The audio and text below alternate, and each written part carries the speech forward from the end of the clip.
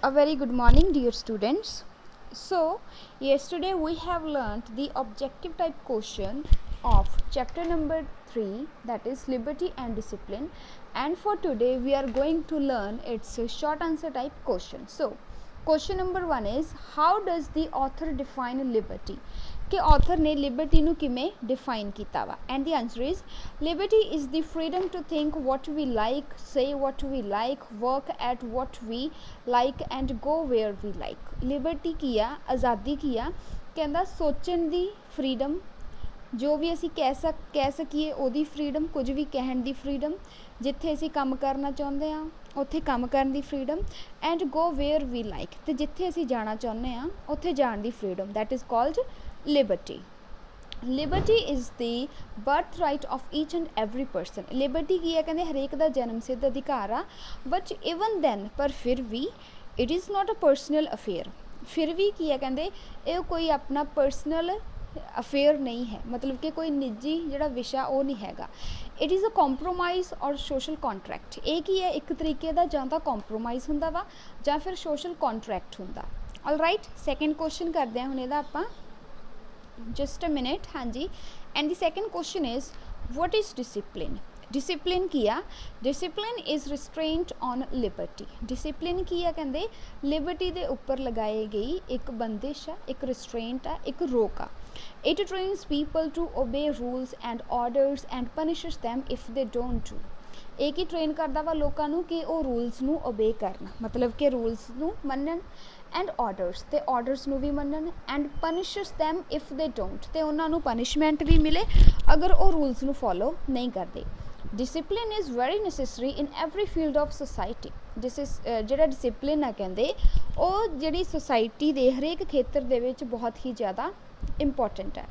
It is only discipline that enables men to live in a society and yet retain individual liberty. कहते ये सिर्फ discipline ही आ जिहदे करके कोई भी व्यक्ति इन्ना क योग हो सकता वा कि वो सोसाइटी दे विच रहिंदा वा ते सोसाइटी दे विच रहन दे नाल नाल आप दी जिहड़ी इंडिविजुअलिटी आ जिहड़ी आप दी लिबर्टी आ स्वतंत्रता की ओनू कायम रखता वा थर्ड क्वेश्चन बच्चे why should one keep to the left सानू खब्बे पासे क्यों चलना चाहिए है and the answer is keeping to the left while going on a road is the rule of the road खब्बे पासे चलना जो असी सड़क ते तुरदे हाँ की है कहते यह सड़क का एक की है राजे रूल है नियम है we should obey this rule of the road not only for our own advantage सानू जिहड़ा ये रूल आ है ना कहता राजे सड़क के खब्बे पासे चलन का ये कहते मनना चाहिए सिर्फ आप दे लिए ही नहीं but also for the rights of others पर जोड़े दूसरों के अधिकार आ उन्होंने दे लिए भी if we do not do so we will not only endanger others but ourselves too अगर असी इदा नहीं करते तो असी सिर्फ अपने आप नू ही नहीं बल्कि दूसरों भी खतरे दे विच पा सकते हैं हाँ जी and the fourth question for today is how does pure discipline differ from enforced discipline कहते जिहड़ा प्योर डिसिप्लिन आ ओह इनफोर्स्ड डिसिप्लिन इनफोर्स्ड की हुंदा जिहड़ा धक्के नाल लागू किया जाता that is called enforced discipline उहदे नालों कहंदे किवें अलग आ and the answer is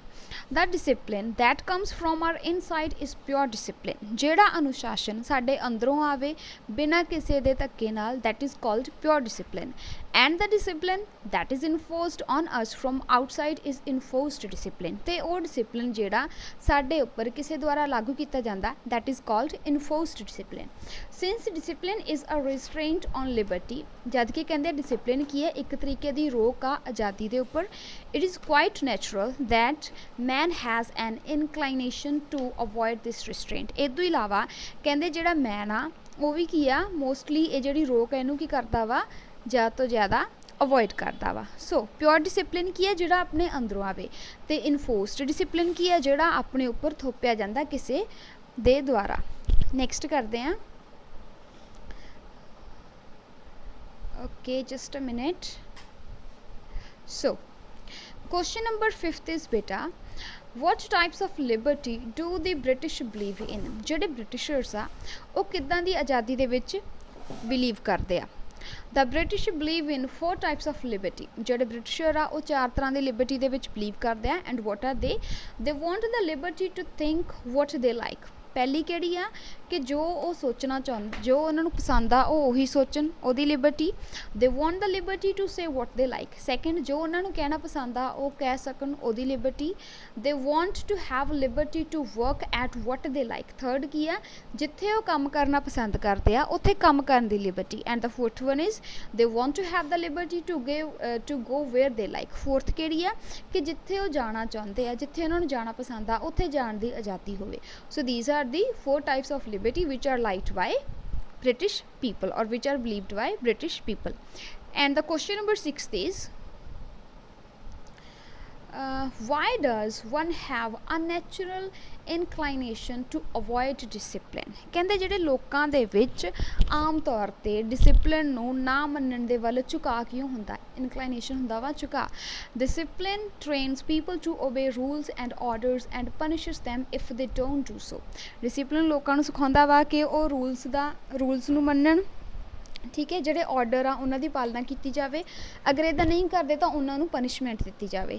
it is a restraint on liberty ਇਹ ਕੀ ਇੱਕ ਤਰੀਕੇ ਦੀ ਰੋਕ ਆ ਆਜ਼ਾਦੀ ਦੇ ਉੱਪਰ ਕੀ ਹੈ ਰਾਜੇ ਰੋਕ discipline so it is quite natural that man has an inclination to avoid this restraint ਇਸ ਤਰ੍ਹਾਂ ਕਹਿੰਦੇ ਇਹ ਬਹੁਤ ਹੀ ਜ਼ਿਆਦਾ ਨੈਚੁਰਲ ਆ ਕਿ ਜਿਹੜਾ ਮਨੁੱਖ ਆ ਉਹ ਇਹਨੂੰ ਈਜ਼ਲੀ ਕੀ ਕਰਦਾ ਵਾ ਅਵੋਇਡ ਕਰਨ ਦੀ ਕੋਸ਼ਿਸ਼ ਕਰਦਾ ਵਾ All right, next question देखते हैं हम 7th one that is why is discipline unavoided for a modern man कहते जो discipline आ ਉਹ modern man ਦੇ ਲਈ unavoided क्यों आ and the answer is modern man lives in complex communities in which every person is dependent on others ਕਹਿੰਦੇ ਜਿਹੜਾ ਅੱਜ ਕੱਲ੍ਹ ਦਾ ਮਨੁੱਖ ਆ ਉਹ ਕਿੱਥੇ ਰਹਿੰਦਾ ਵਾ ਰਾਜੇ ਉਹ ਕਹਿੰਦਾ ਕੰਪਲੈਕਸ ਕਮਿਊਨਿਟੀਜ਼ ਦੇ ਵਿੱਚ ਰਹਿੰਦਾ ਵਾ ਕੰਪਲੈਕਸਡ ਕਮਿਊਨਿਟੀਜ਼ ਦੇ ਵਿੱਚ ਰਹਿੰਦਾ ਵਾ